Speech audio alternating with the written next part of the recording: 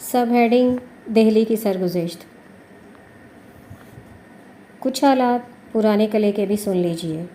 میں وہاں پورے 1 ماہ رہا۔ حکومت کی طرف سے راشن میں پہلے تو چاول تقسیم کیے جا رہے تھے جو کہ انسانوں کے کھانے کے قابل نہ تھے، یا چاول کے ٹوٹے ہوئے ذرے جن کو کنکی کہتے ہیں۔ خیمے صرف ان لوگوں کو دیے جاتے تھے جن کا کچھ اثر ہوتا تھا یا جو کارکنوں کے عزیز یا دوست ہوتے تھے۔ غریب اور محتاج لوگ بارش اور دھوپ میں صرف لکڑی کے تختوں کی جھونپڑیوں میں رہتے تھے۔ پانی کی اس قدر قلت تھی کہ جو بیان نہیں کی جا سکتی۔ ہر شخص کو پیچش ہو گئی تھی۔ ہیضہ اس قدر زوروں پر تھا کہ پرانے قلعے سے باہر ایک بہت بڑا قبرستان آباد ہو گیا تھا۔ راشن 2 آدمیوں کو 1 چاول کا ڈبہ، سگریٹ کا ڈبہ دیا جاتا تھا، اور وہ بھی صرف ایک وقت شام کو، اور وہ بھی بانٹنے والے حضرات کی مہربانی سے خالی ہوتا تھا۔ میرے ماتحت 1000 آدمی تھے جن کو میں راشن تقسیم کرتا تھا۔ سب مفلوک الحال اور زندگی سے بیزار تھے۔ میں نے پرانے قلعے میں بہت سے ایسے خاندانوں کو دیکھا اور ایسی حالت میں دیکھا کہ منہ سے بے اختیار اللہ الصمد نکل جاتا تھا۔ میں نے وہاں سینکڑوں ایسی عورتیں دیکھیں کہ جن کے شوہر شہید ہو چکے تھے اور ان کے ساتھ چھوٹے چھوٹے بچے تھے جن کی دیکھ بھال کرنے والا سوائے خدا کے کوئی نہ تھا۔ یہی حالت ہمایوں کے مقبرے کے کیمپ میں تھی۔ آخر مورخہ 19 اکتوبر کو میں اسپیشل میں سوار ہو کر 20 اکتوبر کو 6 بجے شام مغل پورہ اترا۔ جناب نوشے خان صاحب موٹر ڈرائیور رقم طراز ہیں۔ اگست کے مہینے میں میں اپنی ٹیکسی پر مسافروں کو بٹھا کر دہلی سے باہر لے جایا کرتا تھا۔ راستے میں اکثر دیہات جلے ہوئے اور برباد حالت میں نظر آتے تھے۔ دریافت کرنے پر معلوم ہوتا تھا کہ یہ مسلمانوں کے گاؤں تھے جنہیں ہندوستان نے تباہ و برباد کر دیا ہے اور مسلمانوں کو مار دیا ہے۔ ڈوگرا ملٹری مسلمانوں پر گولیاں چلاتی تھی اور ان کے گاؤں کو جلا دیتی تھی۔ 5 ستمبر کو دہلی میں مسلمانوں پر حملے شروع ہوئے۔ نوشے خان صاحب نے اس کے بعد وہی کیفیات بیان کی ہیں جو پہلے کے بیانات میں آ چکی ہیں۔ 14 ستمبر کو PWD کے ملازموں کی ایک اسپیشل ٹرین نظام الدین اسٹیشن سے چلی۔ میں بھی اس پر سوار ہو گیا۔ یہ گاڑی مختلف اسٹیشنوں پر ٹھہرتی ہوئی برنالہ پہنچی جو ریاست پٹیالہ میں واقع ہے۔ یہاں گاڑی 3 گھنٹے کھڑی رہی۔ ڈوگرا گارد کے انگریز کمانڈر سے اسٹیشن ماسٹر سے پوچھا تو اس نے جواب دیا کہ گاڑی غلط لائن پر آ گئی ہے، اس لیے واپس جائے گی۔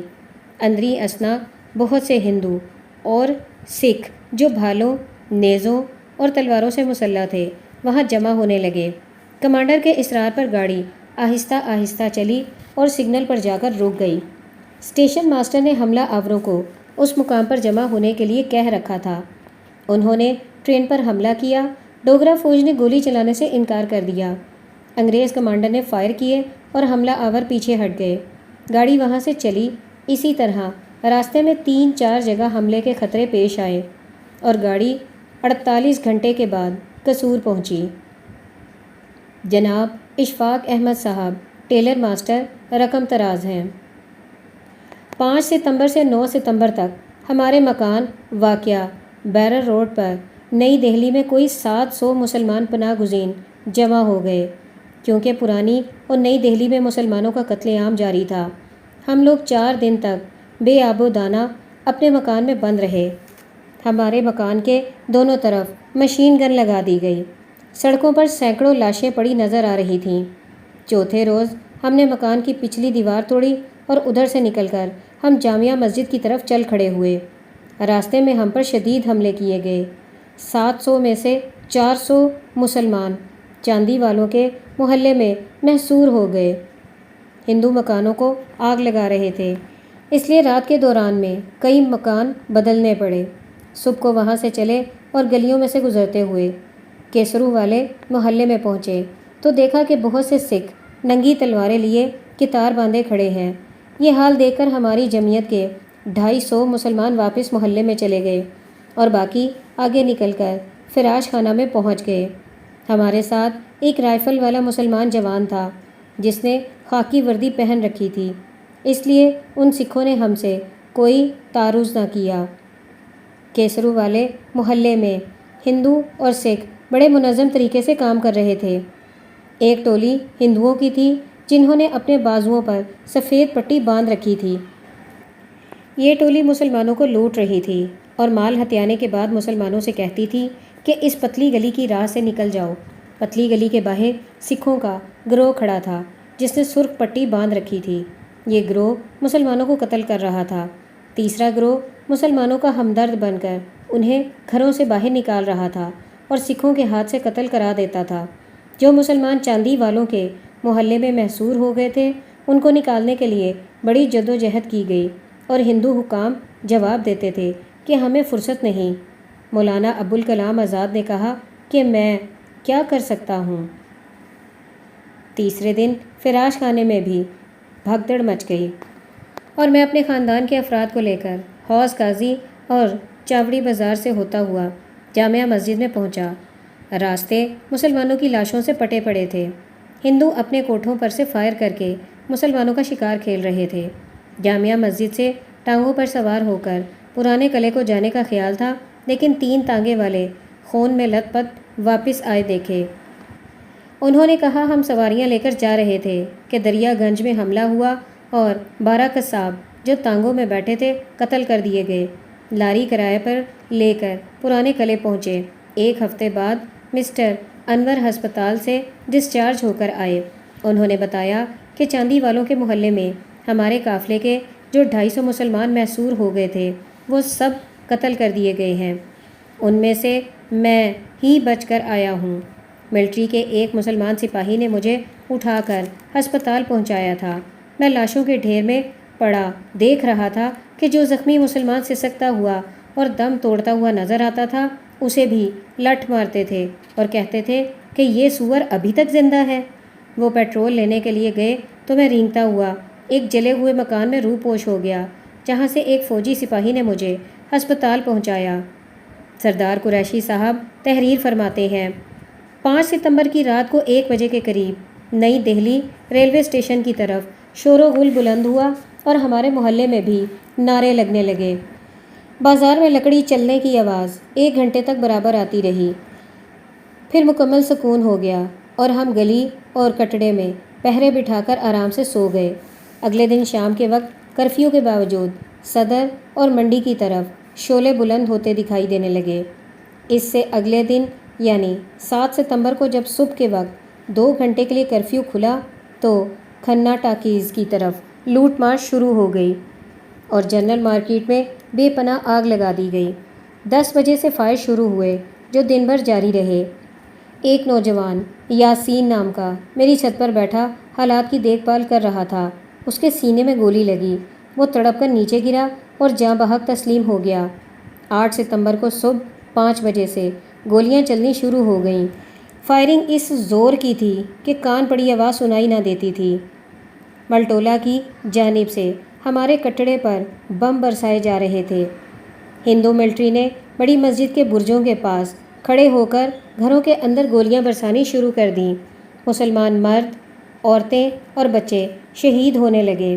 میں نے حکیم جی کے گھر کی دیوار توڑ کر کٹڑ کے اندر جانے کا راستہ بنایا۔ اس راہ سے گلی کی تمام عورتیں اور بچے کٹڑا میں چلے گئے۔ وہاں سے ایک دیوار توڑ کر سب کو ڈور والی گلی میں ڈال دیا۔ میں نے قیمتی کپڑوں کی ایک گٹھڑی اور تمام نقدی اپنی بیوی کے سپرد کر دی اور اسے اپنے تمام عزیز و اقارب اور رشتہ داروں کے نام اور پتے لکھ دیے اور کہہ دیا کہ اگر میں مارا جاؤں یا تم سے الگ ہو جاؤں تو تم ان میں سے کسی کے پاس چلی جانا، اور کہہ دیا کہ اگر میں مارا جاؤں یا تم سے الگ ہو جاؤں تو ان میں سے کسی کے پاس چلے جانا۔ اس وقت عجیب منظر تھا۔ مائیں اولاد کا دودھ بخش رہی تھیں، بیویاں شوہروں کو مہر معاف کر رہی تھیں، شوہر اپنی بیویوں کی غلطیاں بخش رہے تھے، سروں پر سے گولیاں سائیں سائیں کرتی گزر رہی تھیں۔ گھروں کے سائبان اور پردے کی چادریں گولیوں سے تاشوں کی طرف بج رہی تھیں۔ نفسی نفسی کا عالم تھا۔ جب بلوائی قریب پہنچ گئے تو ایک اور دیوار توڑ کر سب کو چاندی والوں کی گلی میں ڈال دیا۔ میں نے ایک مکان میں پناہ لی۔ 7 بجے فائرنگ بند ہوئی۔ اطلاع ملی کہ محلہ سنگ تراشاں کے سینکڑوں آدمی کاٹ دیے گئے ہیں۔ سارے محلے میں سے ایک لڑکا اور ایک آدمی دکاندار بچ کر آ سکے ہیں۔ رات جوں توں کر کے کاٹی۔ 9 ستمبر کو ہمارے محلے کے سب لوگ صلاح مشورہ کر کے قافلے کی صورت میں نکل کھڑے ہوئے۔ ادھر سے فائر ہونے لگے۔ جب ہم بازار میں پہنچے تو دیکھا کہ سارا بازار لاشوں سے اور قرآن کریم کے ورقوں سے پٹا پڑا ہے۔ قدم دھرنے کو جگہ نہ تھی۔ رائے جس کے چھتے میں ہندو اور سکھ کتاریں باندھے کھڑے تھے اور کہہ رہے تھے کہ اگر واپس آئے تو جان سے مار دیے جاؤ گے۔ جب نئی دہلی کے اسٹیشن پر پہنچے تو ایک طرف سے قافلے پر گولیاں برسائی جا رہی تھیں، دوسری طرف تلواروں سے کاٹا جا رہا تھا۔ لوٹ مار مچی ہوئی تھی۔ وہیں سے نورا کی بیوی اور بھاوج کو اٹھا کر لے گئے۔ میں نے اپنا سامان پھینکا اور عشرت کو گود میں اٹھا کر بھاگ کھڑا ہوا۔ باقی بیوی بچوں کو وہیں چھوڑ دیا۔ لوگ کثیر تعداد میں مارے جا رہے تھے۔ جب میں پل کے نیچے پہنچا تو ناصرہ کی آواز آئی، بابو میاں، میرے اچھے بابو میاں، مجھ کو تو اپنے ساتھ لے چلو۔ اس آواز کا سننا تھا کہ قدم رک گئے۔ مڑ کر دیکھا تو ناصرہ اور اس کی والدہ ننگے پاؤں بھاگی چلی آ رہی تھیں۔ قصہ مختصر، ملٹری نے ہم لوگوں کو موتیا خان کے میدان میں ڈال دیا۔ 3 دن وہاں بھوکے پیاسے پڑے رہے۔ پیاس کی شدت سے لوگ مرنے لگے۔ تیسرے روز ایک مسلمان فوجی افسر وہاں آیا۔ میری منت و زاری پر وہ ہمیں پرانے قلعے کو لے جانے پر راضی ہو گیا۔ باقی سب لوگ وہیں پڑے رہے۔ پرانے قلعے سے جامعہ مسجد کا راستہ کھلا تھا۔ میرے والدین وہیں ایک رشتہ دار کے گھر پہنچ چکے تھے۔ میں بھی بچوں کو لے کر وہیں چلا گیا اور وہاں سے میں نے بستر، کپڑے وغیرہ ضروری سامان خرید کیا جو کہ کوڑیوں کے مول بک رہا تھا۔ میرے پہنچنے کے چوتھے دن دریا گنج میں بھی قتل و غارت کا بازار گرم ہو گیا۔ چنانچہ ادھر والے بھی قافلے کی شکل میں پرانے قلعے کی طرف چل پڑے۔ ایک ہفتہ وہاں رہنے کے بعد میں نے گاڑی میں سوار ہونے کا انتظام کر لیا۔ والدین سے کہا لیکن وہ رضامند نہ ہوئے۔ ناچار دل پر جبر کر کے بیوی بچوں کو لے کر نظام الدین اسٹیشن سے گاڑی پر سوار ہو گیا۔ کھنہ اسٹیشن تک گاڑی خیریت سے آئی۔ وہاں 3 گھنٹے گاڑی کھڑی رہی۔ وہاں سے چلی تو 3 میل کے فاصلے پر جا کر رک گئی اور سکھوں نے گاڑی پر حملہ کر دیا۔ ملٹری کی گارڈ نے اس حملے کو پسپا کیا۔ جب ہم لدھیانہ پہنچے تو وہاں 400 آدمیوں کی لاشیں پڑی ہوئی دیکھیں۔ معلوم ہوا کہ ہم سے پیشتر جو اسپیشل آئی تھی اسے اس مقام پر ختم کر دیا گیا تھا جہاں ہماری ٹرین پر حملہ ہوا تھا۔ 23 ستمبر کو ہماری گاڑی جلندھر پہنچی۔ وہاں ہم 3 دن بھوکے پیاسے پڑے رہے۔ تیسرے روز مسلمان فوجیوں کی ایک اسپیشل آئی۔ 600-700 آدمی زبردستی اس میں سوار ہو گئے۔ عجیب منظر تھا۔ ماں کو اپنے بچے کی پرواہ نہ تھی۔ کسی نے بیوی کو چھوڑا، کسی نے بیٹے کو، اور خود سوار ہو گیا۔ گاڑی وہاں سے چلی۔ ٹرین کے اندر فوجی بیٹھے تھے، چھتوں پر پبلک تھی۔ جب گاڑی امرتسر سے گزری تو ٹرین کو اس زور کا جھٹکا لگا کہ کئی آدمی چھتوں پر سے گر کر مر گئے۔ پھر وہاں فائرنگ شروع ہو گئی جو برابر 15 گھنٹے تک جاری رہی۔ ملٹری گارد نے حملہ آوروں کو گاڑی کے قریب نہ آنے دیا۔ ملٹری والے مسافروں کو گاڑی سے اتار کر امرتسر لے آئے اور ان سے کہا کہ تمہارے لیے دوسری گاڑی کا انتظام کیا جائے گا، لیکن میں بال بچوں سمیت فوجیوں کی اسی اسپیشل میں 26 ستمبر کو لاہور پہنچ گیا۔